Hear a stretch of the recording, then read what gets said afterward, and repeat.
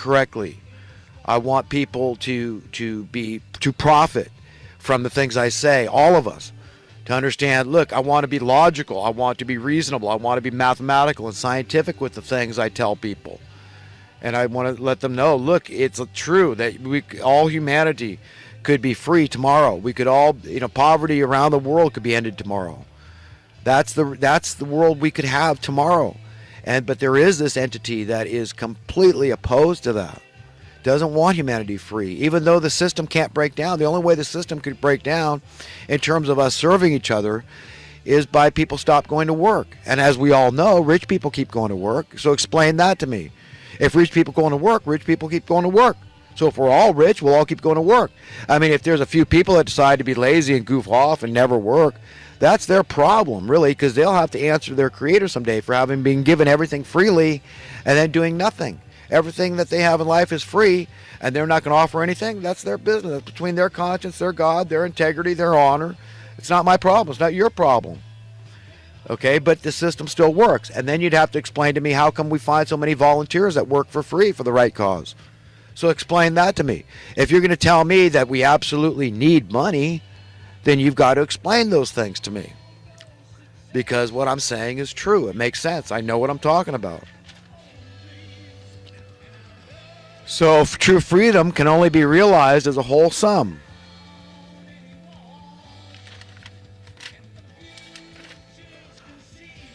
I just want to play a small, though key role in exposing, the social mass murderers, social economic mass murderers. Giddy love versus serious love. I'm the kind of guy, I'm not often jovial and stuff, but I do joke around in private circles. I can crack a joke. I think of some funnies. I thought of a good one recently. I'm getting ready to send to the far side. As a landscaper, I was raking leaves, and it came to me, worms, as we all know, eat leaves.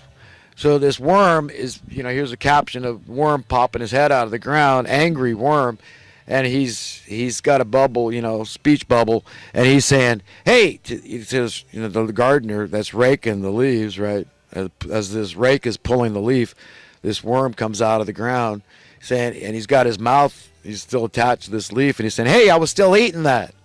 So, I could be a funny guy sometime. I'm not a stupid man. I've got a lot of good ideas. But, I do like to get jovial sometimes, and I'm not always so serious. I laugh, and I have fun.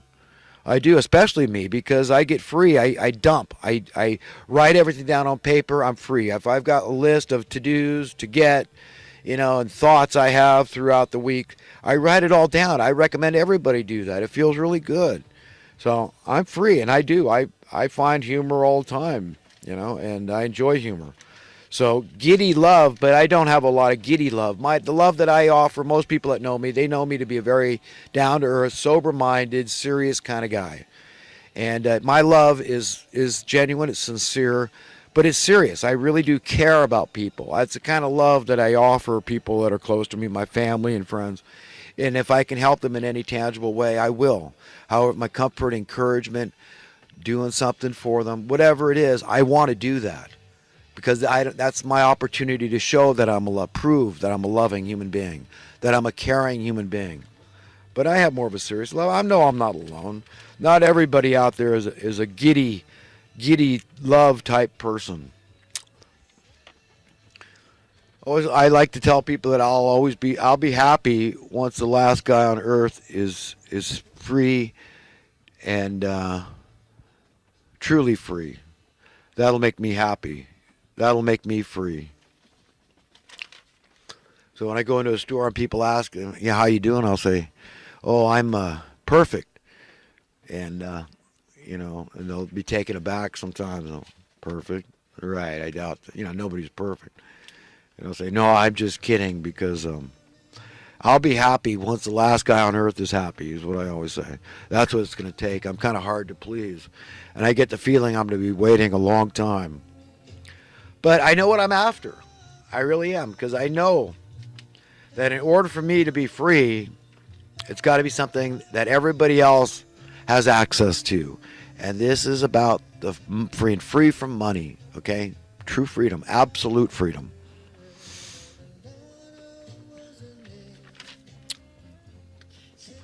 How to be the nicest person you ever met. You know, I've never felt like I was the nicest person I ever met. I always looked up to people that were kinder, nicer, humbler, had more humility than me.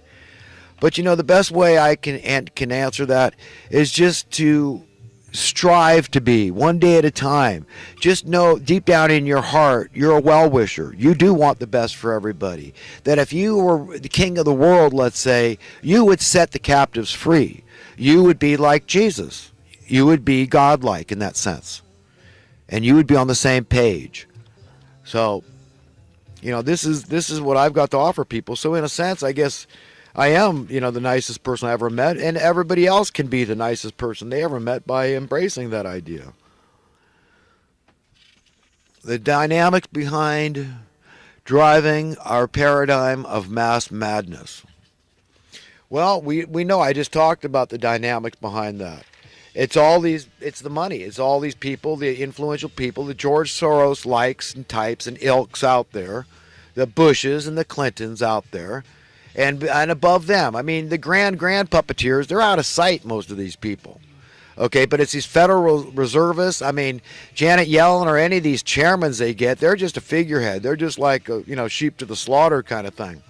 Because I have no regard for these people. The Alan Greenspan's done so much damage to our economy, the Ben Bernanke's, but remember, they're taking their orders from a higher puppet. That's it. You know, the grand puppeteers. And they're scared. They want to be the practical ones. They want to embrace that spirit of Satan, that money is the way, man. This is it. There is no other. You go out and get a great education, get a good career for one reason, man, to please Satan, to be financially secure and out of that fear. You don't fear Satan anymore because you're in bed with him. This is what it means to be fabulously wealthy in their eyes, okay? And winning or not, this is what's going on a metaphorical, metaphysical level basis. This is what's happening here. Irrefutably deliberate destruction of our standard of living. That's what they're engaging in. I like that. We'll say that again. The irrefutably deliberate destruction of our standard of living. The deliberate impoverishment of the people. Cloward and Piven. While we the people play tiddlywinks, they play shoot 'em up. That's right. We got to get serious. You know, none of this spotty economic progress, man. It's got to be this rising tide across the board. Bind the wound where it's hemorrhaging. No more people dying out in the cold. No more building poorhouses. We're talking about fixing the problem. No more feeding this monster called Section 8 to rich dad and just exacerbating the problem greatly by subsidizing this monster, feeding it. None of this. No. We're going to fix it through sound currency, through sound economic policy, logical, mathematical. Attempted solidification of universal delusion by way of deceit and division. Yeah, sounds about right, right? Universal delusion. They're attempting to solidify it through deceit. That's their method of operation. That's what they're into, man. And division. They're liars, cheaters, thieves. And, you know, I'm talking about how powerful people are. And we do have to understand that we've got to be very careful and tactful, divinely tactful, in how we denounce people, how we excoriate them. Use that divine to say, this is not going to come back on me later. I am not going to regret what I said about this person. I'm going to guard my tongue. I'm not going to let that happen. No more restless nights. No more free rent in my head. No more vexing of my spirit, okay? And God will allow you that kind of speech. You speak with the Holy Spirit. Say, God, you do this. You tame my tongue. You wrestle with my tongue and my mind and my heart, my spirit. So I say this stuff in a way that's proper and appropriate and the way that you want me to say it and for it to come out. So I show respect to all humanity, even the most vile of men, whoever you think that may be. Our job is just to love one another and defend yourself, yes, and some people need to be confined. I believe this stuff. Even as a pacifist, I believe that, you know, Moses did what he did. I mean, he was going to kill that guy for beating on his slave. He was filled with rage and passion, like temporary insanity. So anybody can go into that mode. I'm not saying, you're if you're a pacifist, you're not a coward for one thing. It just means you hate violence. You want to use it as a last resort. Absolutely. So that's what I believe deep down in my heart. And I'm glad I'm that person. I recommend everybody be that kind of a person.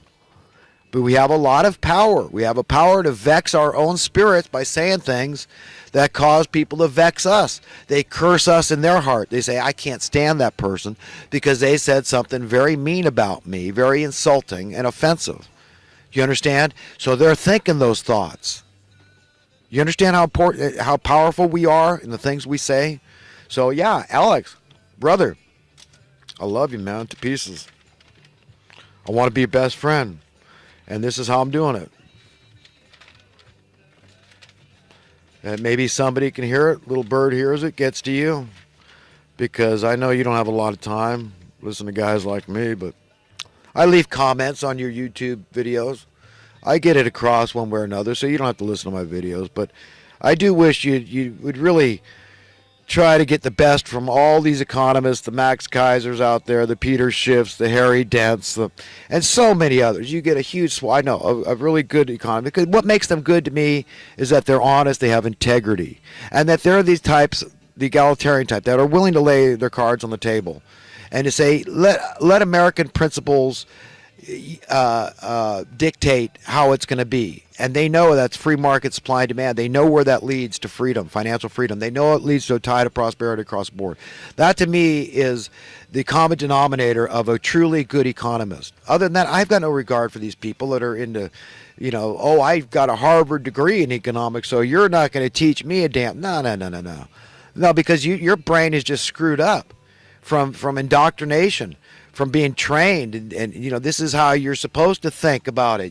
Get into the minutia, talk about credit derivatives and and credit default swaps and all this nonsensical stuff that is just a trickery. It's like sorcery. It's just injecting madness, illogic. It's illusionism, but it works. It's very powerful because you got a lot of people in on it with you. You got a giant a collection of special interest groups that are colluding together that forms this system establishment hydra monopoly type thing. It's a monster. So I've got no regard for a traditional economist. No, unless you're an Adam Smith type that understands these things. That says, the dangers, that points out where the fly in the ointment is. All these guilds out there, they protect all that special interest. I mean, look, you got the bar association. No, you got to charge $600. No, it's $800 now. That's the prevailing wage for attorneys. But yet you go pick up a Las Vegas phone book, and there's literally like 2 inches. But this is going back now over 10 years of attorneys with full page ads, 2-page ads. Open page. There's attorney advertising. So, it's for one of these guys to get a call out of the phone book is like winning the lottery, and yet they're going to charge you $600. You understand? There's no rhyme or reason. There's no logic behind that. That's not free market supply and demand. That's nonsense. Okay, so who should be cheap? Okay, who should be cheap out there? Is it harder to find a qualified truck driver? Probably a lot harder. But who's getting paid more? You get it? I'm just trying to make my point. Get my point? There's no rhyme or reason. There's no logic at all. We have an utter abandonment of logic in our society. Utter and complete, total. Up one side, down the other, to the nth degree. Abandonment of logic. Wholesale abandonment of logic. Maybe that's what I'll title a video. But, that's it. All these guilds, we protect our kind. You get plumbers even got their union, but it's mostly who benefits from these plumbers' union. It's just the owner of the operation, because so often you'll find these guys that are actually doing the work, and they're getting paid, minimum wage or above often. They're getting, for all intents and purposes, cheated, even though they're the professional doing the work. They're the expert.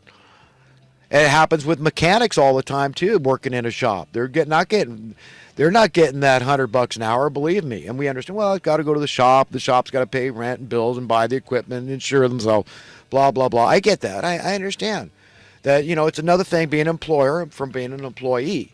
I'm just trying to make the point that all these guilds and stuff that are set up to protect one industry or another are are plentiful. There's a huge swath, sundry groups of all these guilds set up. Look at all the teachers' unions. I mean, it's just one union after another. Anybody working in the government, in fact, right? The teachers got the crappiest union. They get the lowest pay out there. But I mean, all these government workers have their own kind of, and often it's just a silent union. It's unspoken. It's just, yeah, we could go on strike and we could shut down the system if we all just, walk out on the job. So we've got clout, we got power, and our higher ups, they say, well, as long as it doesn't affect my budget, I'll work to get your pay increased, your benefits increased,